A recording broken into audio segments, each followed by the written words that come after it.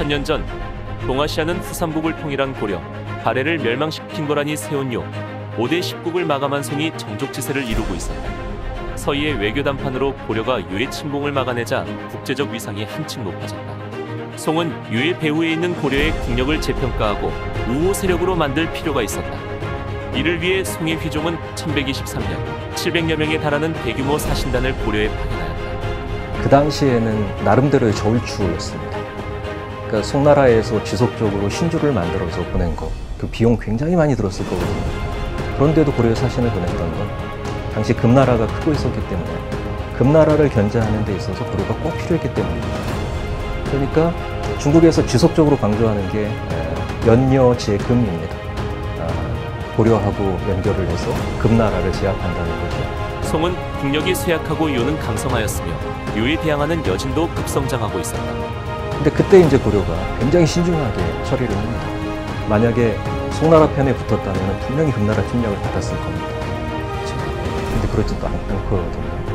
하지만 고려는 12세기 동아시아 정세를 잘 판단하고 있었다. 고려는 냉혹한 국제관계 속에서 네 나라가 균형을 유지하면서 공존할 수 있도록 근거리 외교를 펼치며 동북아시아의 평화를 유지시켰다. 오늘날 동아시아의 정세도 송이 고려를 방문한 시기와 비슷하다고 할 수 있습니다.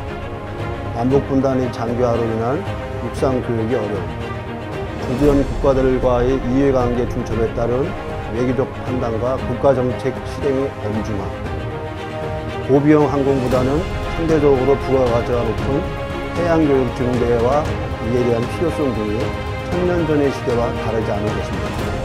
또한 해상 실크로드를 통한 활발한 교류를 통해 일본 동남아는 물론 멀리 이슬람 지역에 이르기까지 코리아의 명성을 알렸다. 하지만 조선은 달랐다. 쇄국 정책으로 일관하며 바다를 등한시하였고 결국 망국의 결과로 이어졌다.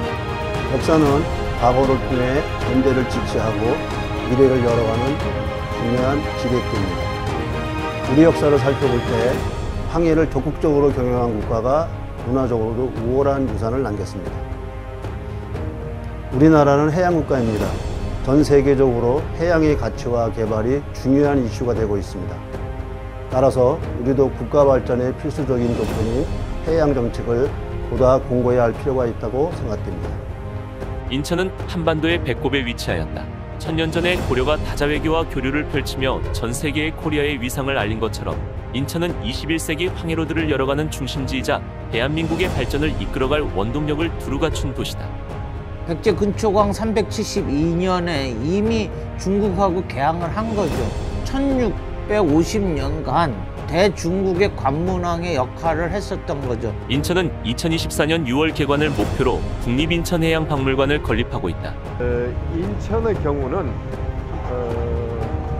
항만 해운을 특화한 소위 전문 박물관의 형태고요.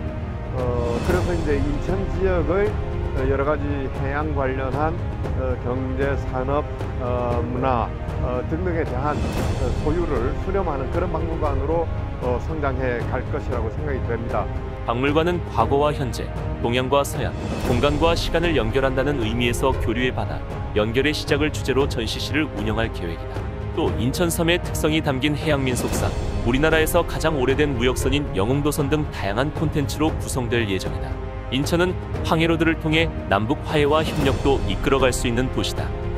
한중도 한중이고 이제 북한하고도 관계가 굉장히 안 좋은데 저는 고려도경하고 관련된 문화 콘텐츠가 세 나라를 다 연결해 줄 수 있는 좋은 콘텐츠라고 생각이 되거든요.